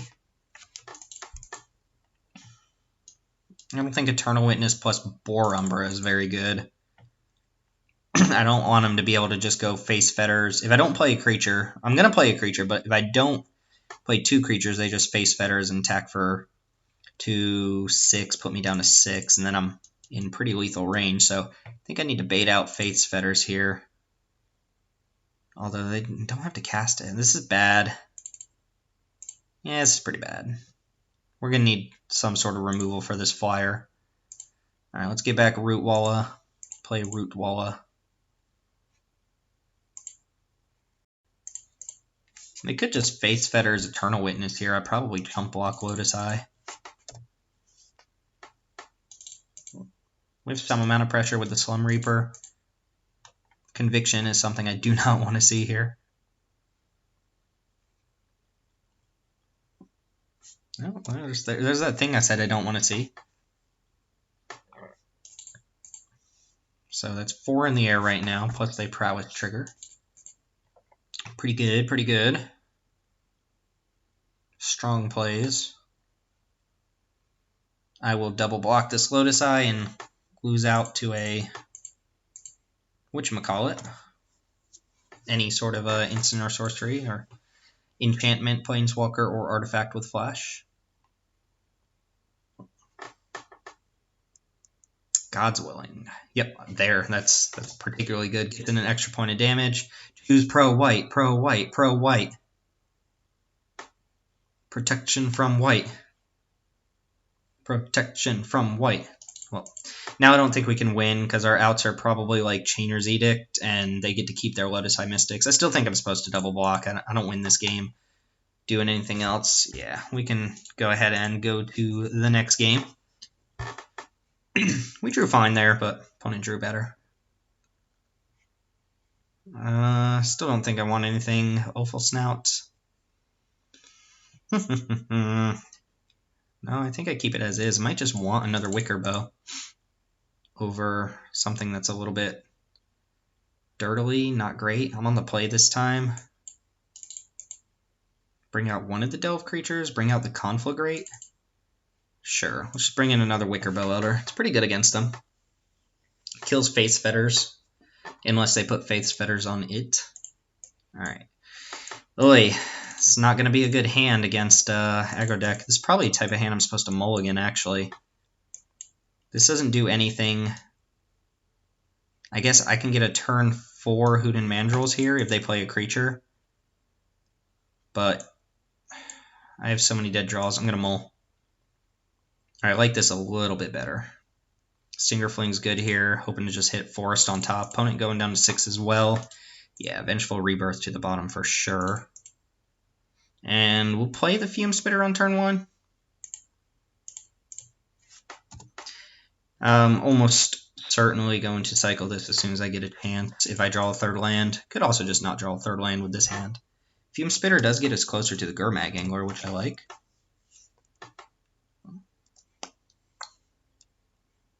Lands is what I want to see right now. Prismatic Lens, also welcome draw.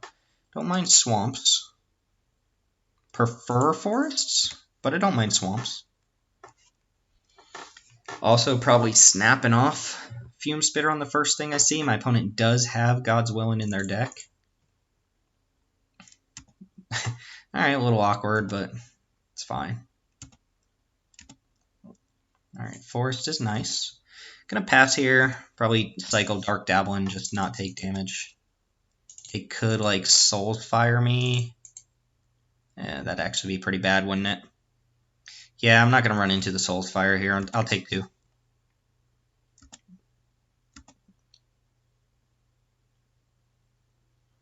Alright, now we'll go ahead and cycle this. We just need to hit lands. Alright, Chainer's Edict. It's not actually great here, is it? Hooded Mandrills, which we can't cast yet. Alright, so we Chainer's Edict. I mean, I can put a -1 counter on this and then Chainer's Edict it. So that it doesn't come back. I could also just cast Chainer's Edict and then hold this up as a blocker. It just saves me. Kind of doesn't do anything. It just stops them from playing like an X1 in combat, and then I'm hoping to really hit mana here. Oh, I guess I can Fume Spitter now and play Hooded Mandrills, right? Yeah, because I'll put another card in the graveyard. Alright, I don't love this, but I'm going to do it, and I'm going to put the counter here, A, so it won't persist, and B, because this is probably going to get bigger anyway, and I have the Stinger Fling to take care of that if I get to that point. So let's play out Hooded Mandrills. See what my opponent does to this Wingsteed Rider. I am kind of hoping they go in on this Wingsteed Rider here. And then I can Stinger Fling and Fringer Ringer them out. Well, that's a little bit awkward. I'm going to take 5, and I definitely need to draw lands now, but I wish this was like a big dumb vanilla creature that they'd be more willing to block. Alright, so let's attack. There's a chance that they block here. Not very likely, but there's a chance. They're not going to because they've seen Slum Reaper. Alright, let's play Dragoon and pass. If we don't draw our 5th land, we are probably just going to lose, although Dragoon can chump at least once. Take the damage. It's also really awkward if they have a God's Willing, because I discard before I block. They could give Bro black. I mean, we could be dead as early as next turn if things don't go right. If we don't draw the 5th land. Face Fetters on Mandrills. That's fine. It's not like a incredibly important part of our plan here. All right, there we go. That's really good. They are going to get the Undying Rage back, though, which I think I'm fine with them having. So I'm going to go ahead and attack with Dragoon. Play Stinger Fling. Card has been really good this set. Taking out basically Wingsteed Riders and Sun Spear, or whatever the heck that card is called.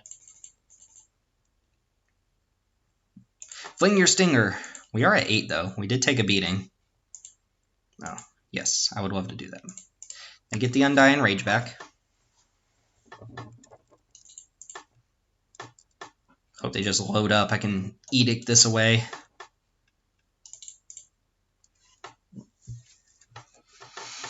Gonna be a close game, I think. Maybe not, but I think it is. Ooh, Heliod's Pilgrim. Alright, what you getting? What is your best enchantment right now? Conviction. Okay. It's not actually super impressive or anything. So we know they have Conviction and Undying Rage. Alright, Forest is good. I have nothing in my graveyard. I can Chainer's Edict just to get rid of a creature here. Can also just attack with Olivia's Dragoon. Keep this up. Yeah, I think that's fine. I think I just Chainer's Edict them, because if I draw a land, I'm going to cast Gurmag Angler. If I have the option to Chainer's Edict. Them having less creatures is better, I think. Ooh, this would actually be really good. They might have God's Willing here. It does not seem likely. Yeah, now I'm definitely going to Chainer's Edict, so they have no targets for their 2 auras in hand without playing another creature. And they play another creature and I draw a land, I can Edict them again. Alright, so we know 2 cards in their hand. And they have 2 unknowns. Conviction, Undying Rage, 2 unknown cards. Ooh, Tethmos High Priest is really good. They get back the Safehold Elite. Ouch. You got us, opponent. You got us real good there. Alright, we got a game on our hands now. Also, they can get this pretty big. Let's draw Wickerbell Elders. Hey! Oh yeah, I guess it doesn't matter. Yeah. Alright, if they go to return Conviction to their hand on end of turn, I'm probably going to go and snap it off. Otherwise, I'll snap off Faith's Fetters here. Undying Rage isn't really something I'm interested in getting rid of. Their hand is currently Undying Rage and 1 unknown card.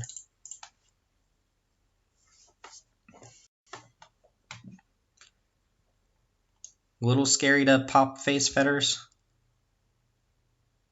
That's kind of a free attack for them.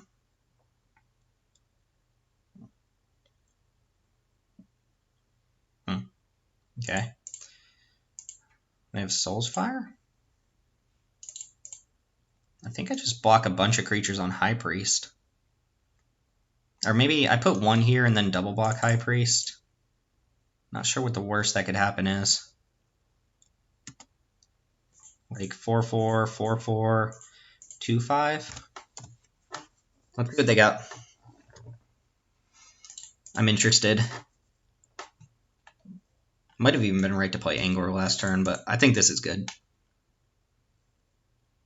Oh, they got something. What is this? Rally the Peasants. Okay. So, oh, they double Rally the Peasants. Are they going to bounce Conviction? So basically, they're going to be left with a 1/1, and I'm going to be left with one of these 4/4s. They'll have Conviction and Undying Rage in hand. Oh, how good is that? Not really, actually, right? So, Conviction plus Undying Rage gets this up to a 4x, which means I can play Gurmag Angler here.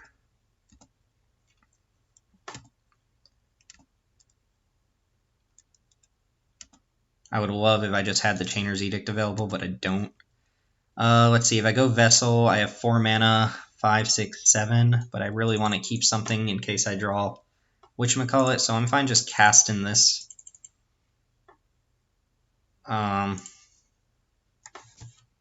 Giving me a blocker here. It's going to be a really close game. That's the game that matters, too. So, reminder, my opponent's hand, Conviction, Undying Rage, 1 unknown card, but they only have 1 red source. Alright, so here's Conviction. Undying Rage means this can't block, so I don't think we're going to see that. Nice. I would actually like to get rid of Faith's Fetters if I can. No, they are going to Undying Rage. Huh, ooh, and Eternal Witness? Well, that, actually.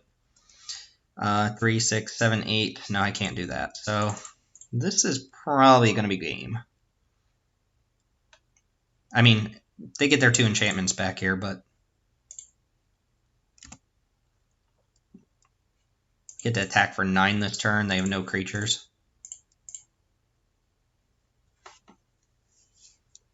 Man, these edicts have been so good. We played against 3 similar decks. 3 kind of... Actually, no, we didn't. Blue-red stuff.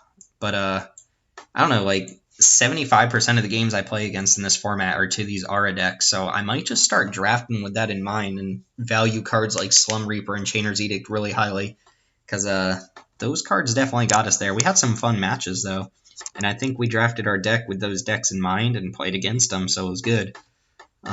So I hope that was enjoyable, because those were actually some pretty tight games, especially match 2. I thought for sure I was going to lose to that triple Fiery Temper deck, but here we are, victorious. We win our first Ultimate Masters draft, and we have enough play points to either play another one, because it's going to be up for a little bit longer, or do, not Vintage Masters, but Vintage Cube, which I'm not a huge fan of, so I would expect a little bit more Ultimate Masters content. And be on the lookout for By Force, which is a series I've been drafting on Arena with Guilds of Ravnica, where I am forcing a guild ahead of time and seeing how it turns out based on, you know, bot drafting and stuff like that. So be on the lookout for that. Hope you enjoyed these matches. I actually thought it was pretty fun and interactive and a lot of choices to be made throughout the matches, which was nice. And I like when you get to play games like that. It was enjoyable. I hope it was enjoyable for you. So that's going to go and wrap us up. This is Mana Rocks. My name is Timothy. And as always, like, comment, and subscribe. And I will see you all next time.